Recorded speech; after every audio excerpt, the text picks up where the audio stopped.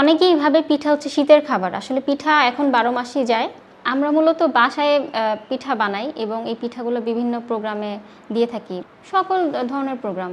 এটা হচ্ছে 2020 সাল। তখন আমি স্টুডেন্ট ছিলাম, করোনাকালীন সময়। বাসায় ছিলাম তখন। হুট করেই মানে কোনো প্ল্যানিং ছিল না আসলে।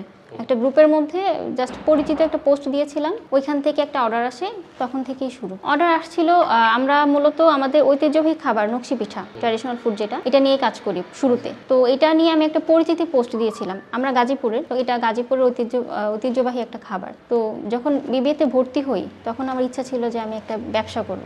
তো তখন তো ইউনিভার্সিটি স্টুডেন্ট ছিলাম, সেখান থেকেই আর কি শুরু করা। আচ্ছা, শুরুটা করেছিলাম স্টুডেন্ট অবস্থায়।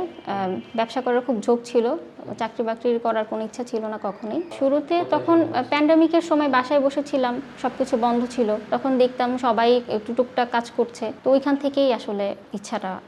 ছোট থেকে আম্মুর কাছ থেকে পিঠা বানানো শিখছি, তো ছোট থেকেই বানাতাম। প্রথম দিকে হতো কি পার্সোনাল ব্র্যান্ডিংয়ের মাধ্যমে মানুষ আমাকে চিনতো। আমার পার্সোনাল আইডিতে তখন পেজ ছিল না, আমার আইডিতে এসে নক করতো, যারা আমাকে চেনে তাদেরকেই টুকটাক দিতাম। এরপর পেজ খুলি, তখন হতো কি একজন পিঠা নিল, সে নিজে থেকে মার্কেটিং করে দিত যে অমুক জায়গা থেকে নিয়েছি ভালো। শুরুতে 20 পিস নকশি পিঠার অর্ডার পাই। তখন আসলে আমি চিন্তা করছিলাম যে এটা কিভাবে বানাবো বা কিভাবে দামটা নির্ধারণ করব। তখন ওই আপুর কাছ থেকে আমি 2 দিন সময় নিই। 2 দিনের মধ্যে আমি পিঠা বানানোর কত খরচ হতে পারে বা ডেলিভারি চার্জ কত রাখবো, কিভাবে ডেলিভারি করব, এই সব কিছু আমি 2 দিনের মধ্যে খুঁজে বের করি। 3 দিনের মাথায় আমি যখন পার্সেল ডেলিভারি দেই, আমি ডেলিভারি চার্জটা একদম ফ্রি রেখেছিলাম, কোনো চার্জ রাখি নাই। আর যেই টাকাটা পেয়েছি 20 পিস ছিল নকশি পিঠা, ওই টাকাটা পাওয়ার আনন্দ আসলে এখন আমি বোঝাতে পারবো না। এখন আমার অনেক পিঠা যায়, কিন্তু ওই আনন্দটা এখন বোঝানোর মতো না। প্রথম সেলটা ছিল 400 টাকা। আর যেই প্রবলেম ফেস করেছি শুরুর দিকে, সেটা হচ্ছে হোম ডেলিভারি নিয়ে।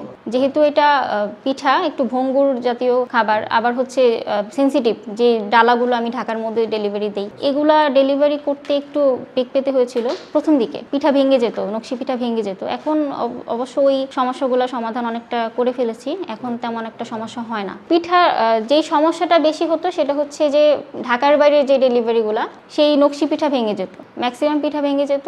ও তখন থেকে আবার আমরা প্যাকেজিং একটু চেঞ্জ করেছি, প্যাকেজিং এর দিকে খেয়াল রেখেছি, আর কুরিয়ারে বারবার বলে দিতাম। এখন ওই সমস্যাটা এখন অনেকটা কমে গেছে। শুরুতে শুধু নকশি পিঠা থেকে শুরু ছিল, মাত্র 20 পিস নকশি পিঠা। এরপর ধাপে ধাপে এখন আমার পেজে অনেকগুলো আইটেম, প্রায় 10-12টার মতো আইটেম, আরও বেশি। বর্তমানে আমার পেজে প্রায় 13 থেকে 14টা আইটেম পিঠা আছে। কিছু পিঠা আগে থেকেই পারতাম, আর কিছু পিঠা আমি আস্তে আস্তে শিখেছি। আমার আশেপাশের মানুষগুলো খুব পজিটিভ মাইন্ডেড, এরা কখনোই আমাকে কিছু বলতো না।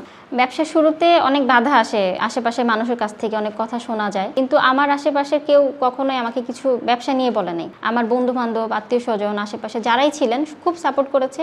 বর্তমান সময়ের সব বিজনেসই এখন অনলাইন ভিত্তিক, তো সেই হিসেব করে আমি 2020-এর শেষের দিকে পিঠালয় পেজটা খুলি।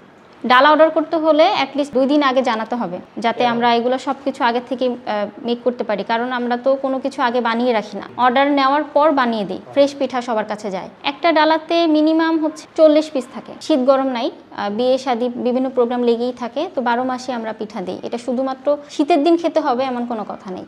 আমি ভবিষ্যতে চাচ্ছি যে এই পিঠালয়টাকে একটা ব্র্যান্ড হিসেবে পরিণত করতে।